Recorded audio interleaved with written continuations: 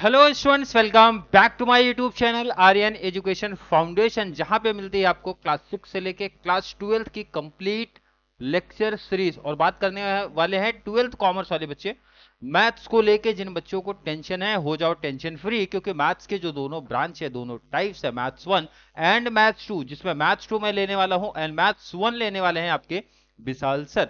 Maths 2 का complete lectures देखने मिलेगा, लेकिन लेक्चर से स्टार्ट करने से पहले ध्यान से सुन लेना। टारगेट अगर रखे हो आप 40 आउट ऑफ 40 का ना बच्चा, तो उसके लिए आपको सिलेबस एंड पेपर पैटर्न दो की इंफॉर्मेशन बहुत बेस्ट तरीके से पता होनी चाहिए कि सर हमारा सिलेबस क्या है, कितने नंबर ऑफ चैप्टर हैं, कौन से चैप्टर का वेटेज ज्यादा है, कौन सा इजी चैप्टर्स है, और वो चैप्टर के क्वेश्चन कहां पे कैसे कितने नंबर के पूछे जाते हैं, ये सबसे ज्यादा इंपॉर्टेंट है। इसीलिए सबसे पहली जो हमारी वीडियो होने वाली है, syllabus and paper pattern mathematics part 2 class 12th commerce. तो चलिए स्टार्ट करते हैं आज की class.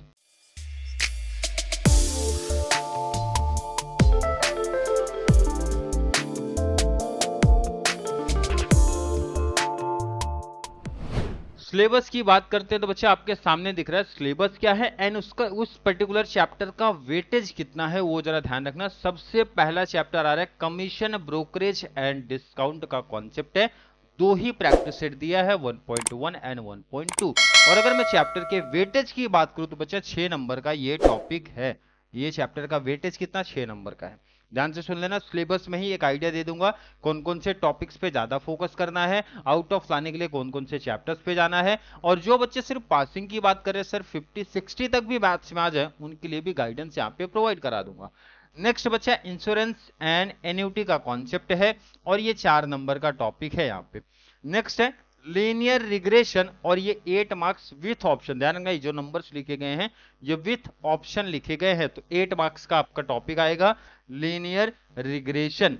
Next topic time series, और इसका वेटेज की बात करूं तो 7 मार्क्स विथ ऑप्शन आता है।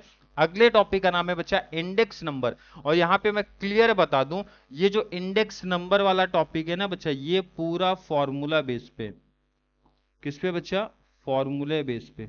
मतलब अगर आपको फॉर्मूला क्लियर, तो ये टॉपिक का कॉन्सेप्ट खत्म होता है। लीनियर रिग्रेशन में अगर बच्चा आपका फॉर्मूला क्लियर, मतलब फॉर्मूला बेस्ड पे है। अरे क्लियर समझा कि नहीं? फॉर्मूला अगर क्लियर तो ये टॉपिक कुछ नहीं है, ये एकदम इजी टॉपिक है। सिर्फ कैलकुलेशन आना चाहिए, ध्यान रखना कैलकुलेशन इंपॉर्टेंट, क्योंकि कैलकुलेशन का लेवल थोड़ा सा आप ऐसा बोल सकते हो एडवांस है। क्लियर है कि नहीं? नेक्स्ट आ जाओ, लीनियर प्रोग्रामिंग इजी चैप्टर्स में से एक है, मेरा सजेशन है ऐसा। नेक्स्ट है assignment problem and sequencing. Last probability distribution, जिसका वेटेज सबसे ज्यादा है, 11 मार्क्स का ये टॉपिक है। अगर मैं असाइनमेंट प्रॉब्लम की बात करूं बच्चा, तो ये 6 का है। यहाँ पे ध्यान रखना, एक छोटा सा मिस्टेक लिखा गया है, 6 बच्चा यहाँ पे है और 9 मार्क्स इधर है। क्लियर?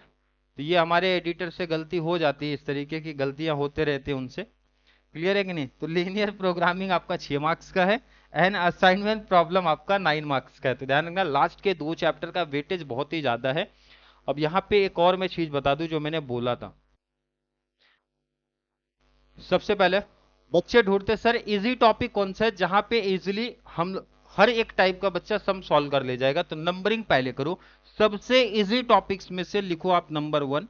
ये ध्यान रखना, जो नंबरिंग दे रहा हूं मैं इजी टॉपिक के हिसाब से दे रहा हूं। टाइम सीरीज सबसे इजी टॉपिक है, कितने नंबर आपको देगा बच्चा? 7 मार्क्स।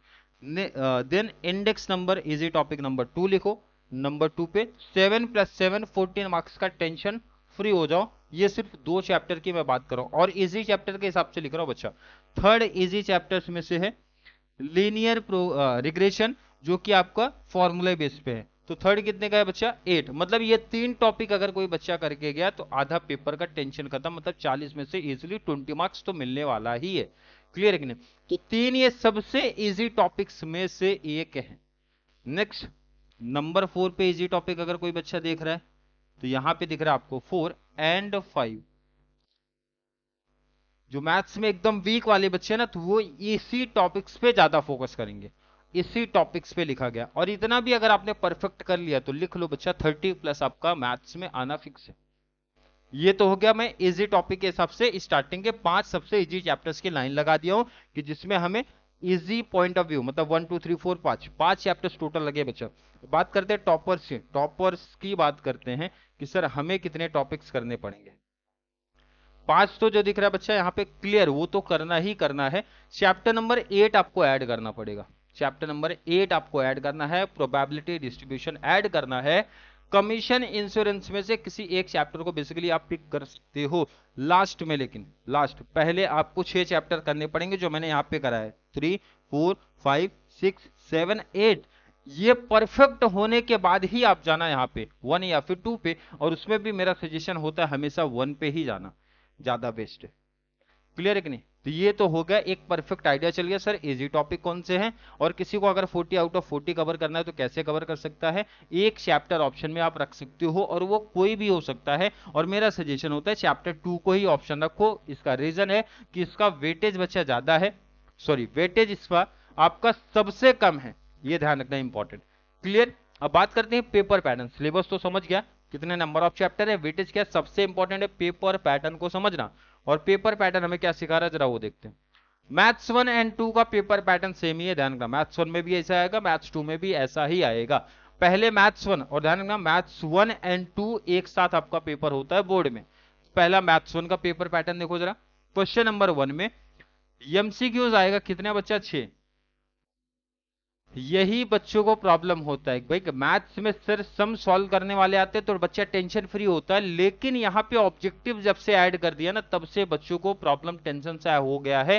क्योंकि यहाँ पे बच्चा 6 मार्क्स का तो ऑब्जेक्टिव सी रहेगा, मतलब एमसीक्यू रहेगा 6 नंबर का। उसके बाद बच्चा मैथ्स में ना ट्रू फॉल्स भी आ रहा है 3 नंबर का, 3 मार्क्स का ट्रू एंड फॉल्स रहेगा।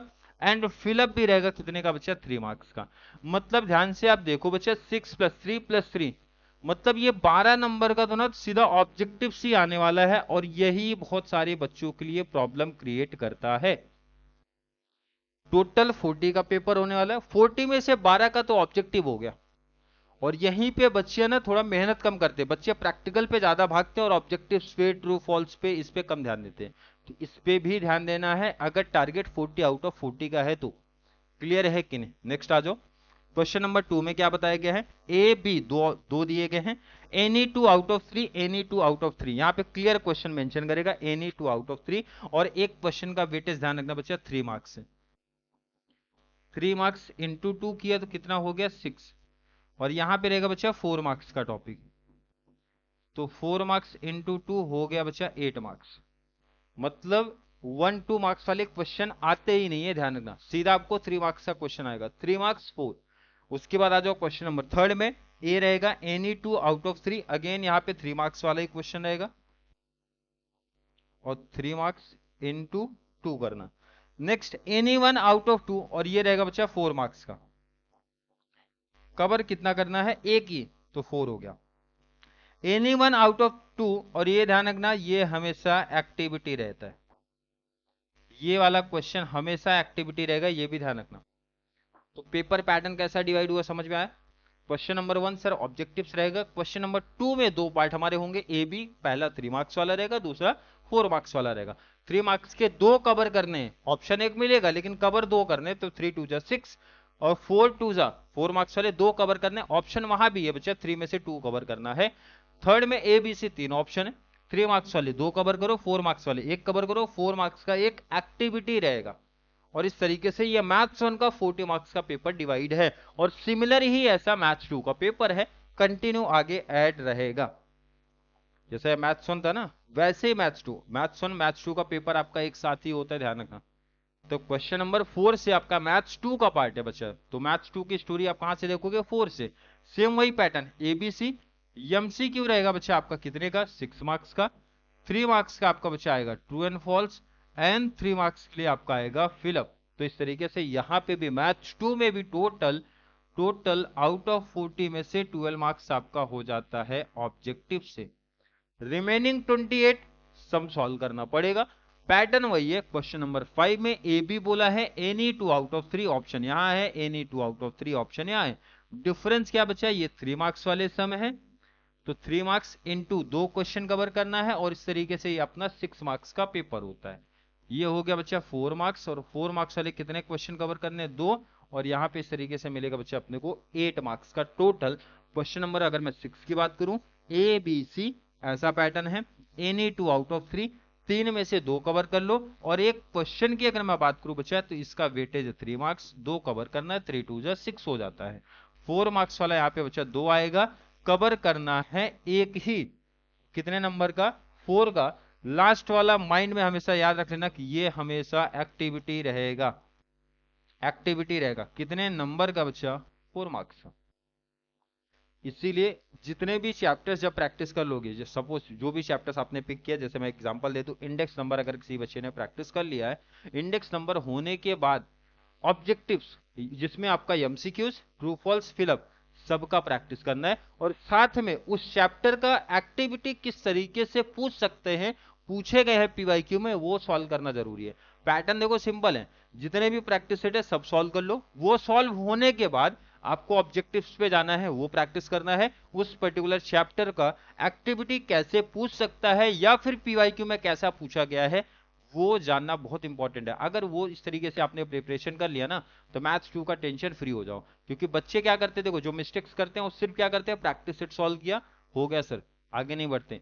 और यहाँ पे टॉपर्स क्या करेंगे, प्रैक्टिस सेट तो करना है भाई, मिसलेनियस करना ही है, साथ में ऑब्जेक्टिव्स भी कवर करना सबसे इंपॉर्टेंट। क्योंकि 40 में से मैंने क्या बताया बच्चा, ये 12 मार्क्स का तो सिर्फ हमारा ऑब्जेक्टिव ही रहेगा, और इसी पे फोकस ज्यादा रहता है अगर हमें आउट ऑफ कवर करना है तो।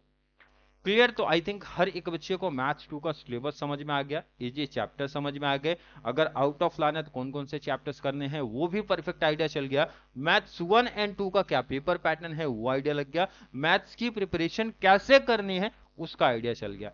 किसी भी टॉपिक की अगर आपको प्रैक्टिस की नीड पहले है कि सर ये पर्टिकुलर चैप्टर्स की वीडियो आप पहले लेके आ जाओ, तो नीचे कमेंट में ऐड कर देना। और अगर इस वीडियो से, इस चैनल से आपको बेनिफिट मिलता है तो वीडियो को लाइक कर दो, चैनल का लिंक शेयर कर दो कॉमर्स वाले बच्चों को, ताकि उनको इस चैनल से इसी तरीके की कंप्लीट बेनिफिट मिल सके। चलिए मिलेंगे अगली क्लास में, तब तक के लिए थैंक यू सो मच।